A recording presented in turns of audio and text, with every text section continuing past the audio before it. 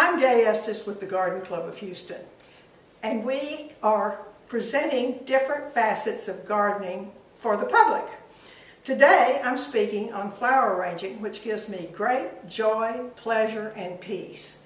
So the first thing you think about is, where is this arrangement going to go?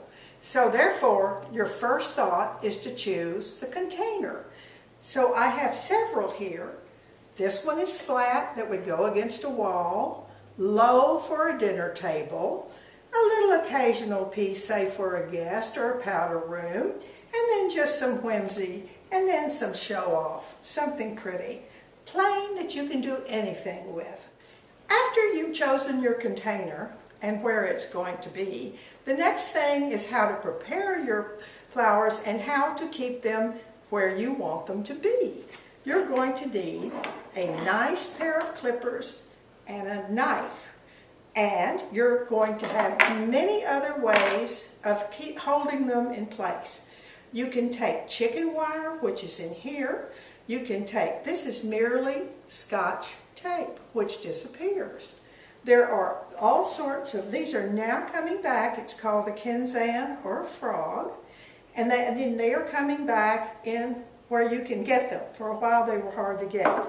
These little igloo products are great because you can stick them on the side of things or just use them for a dome. They're very easy to get, and the stores are so good about carrying this now. You don't have to go to a florist. These are all over the place and easy to get. This is an inner liner which can go in if you have a delicate container that you don't want to scratch. So this is useful too. Now I must say, everything has to be sparkling clean because the flowers are living things. So you have to clean the knives, you have to clean water. Let it sit out overnight. And so, or use bottled water so that there are no minerals in there, and then you'll have a long-lasting flower arrangement that you will enjoy using and seeing every day. Another handy helper is Oasis, which is floral foam. You only get one stab at floral foam, and you must put it on the top of the water and let it sink so that the flowers get the moisture they need. Otherwise, you'll poke your stem in and it'll just be dry in the middle and you'll be very disappointed. This can be shaved easily with a knife or even fishing wire. So the simplest thing I did was use a rubber band. Easily gotten, and I have a bouquet in seconds. It's easy today to get beautiful flowers from the grocery store. Sometimes I find that they're a better buy than where the wholesale people have flowers because they buy in volume. So if you go to the grocery and you see something you like, take it home and play, because that's what I think about flower arranging. It's play. So first of all though, you want them to last. You've bought them even at a good price. And so the first thing you do is make a fresh cut at a slant, because the slant will give you more intake of the water. Then you want to put them into the water as quickly as you can. Now, when you keep them in water, you want no leaves underwater, because that just makes the flowers die. So you want all the energy to go to the floral part, not the stem. So so I'm going to again cut this with a fresh cut on the slant.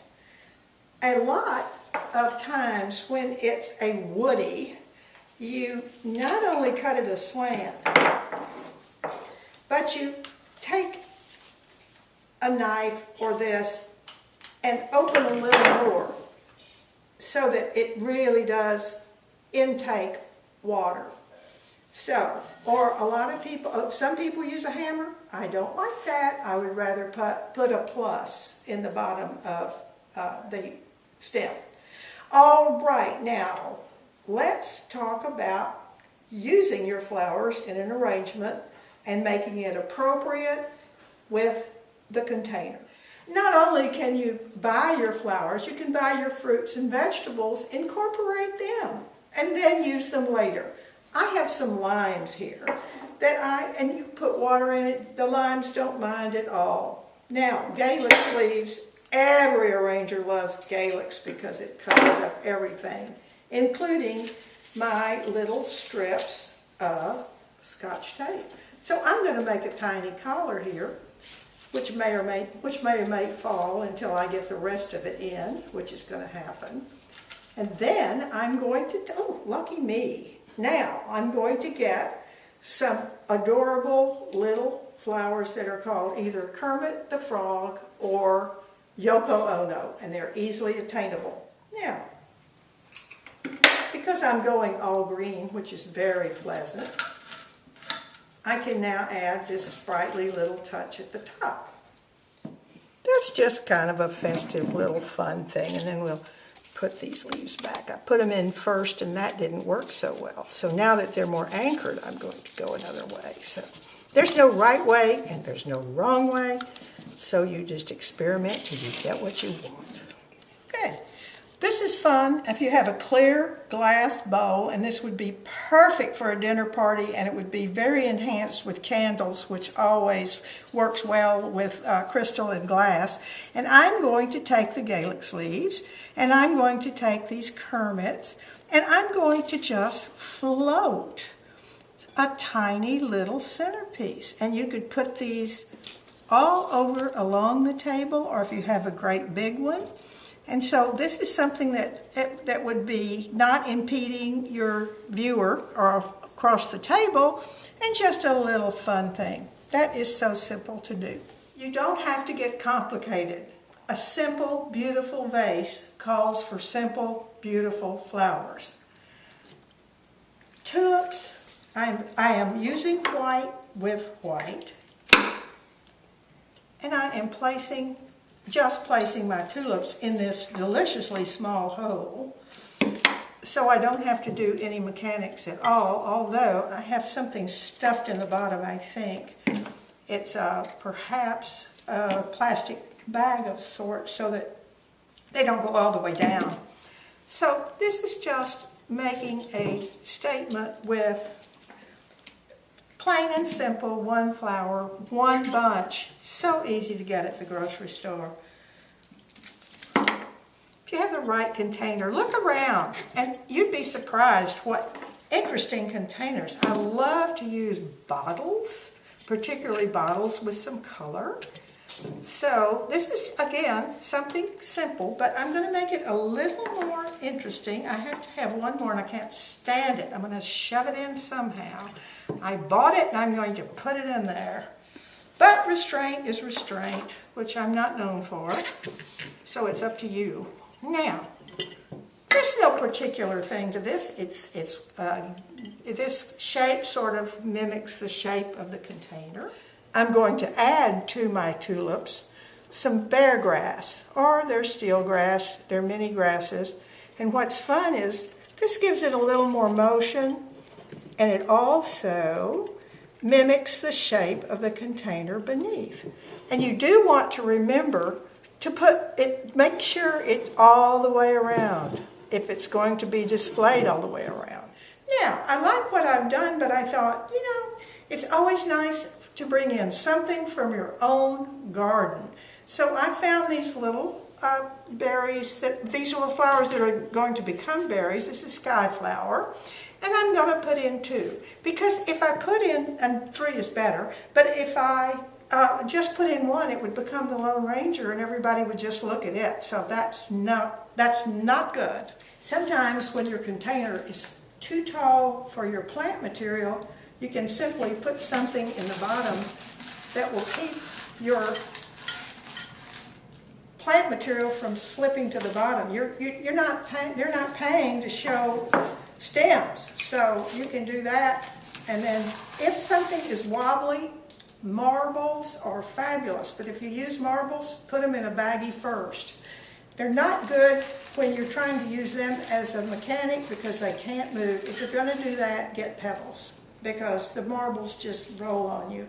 This is smoke tree, and this is something I've never seen. But what I'm talking about now is color, and what I've done is have a trio of similar monochromatic greens, and I love the purple that plays off of the green. So I am using the smoke tree, and I'm filling my background, my line material first. There's round material, which is focal, and there's line material, and the rest is filler. And you want to have, not only do you not want a Lone Ranger, but you want 3s and 5s because it's more pleasing to the eye. But everybody I've ever taught already knows that. These wonderful potato plants. And I love it that they can cascade down. So this is a pretty boring vase. What do I do but connect it to the top and bring it around? Then I have something to kind of ground it on the table. This is a little aggressive, and so I'm going to trim it. But for right now, I'll show you the finished product in a bit. But for right now, I'm going to use it to get a little dimension on what is a pretty boring container. Now, this is out of my garden. I'm being careful to take off the leaves that might go underwater and spoil my arrangement. And if you've ever smelled an old arrangement, you know what I'm talking about.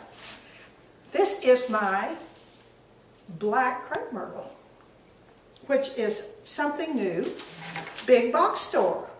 Now to lighten this up a little bit, I need some light green because contrast is very important too.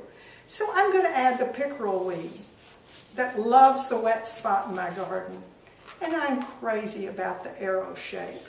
So it just gives me a little, now I don't want to do this, that makes ears. So I've got to put it at a different height and to the back so that it reads full.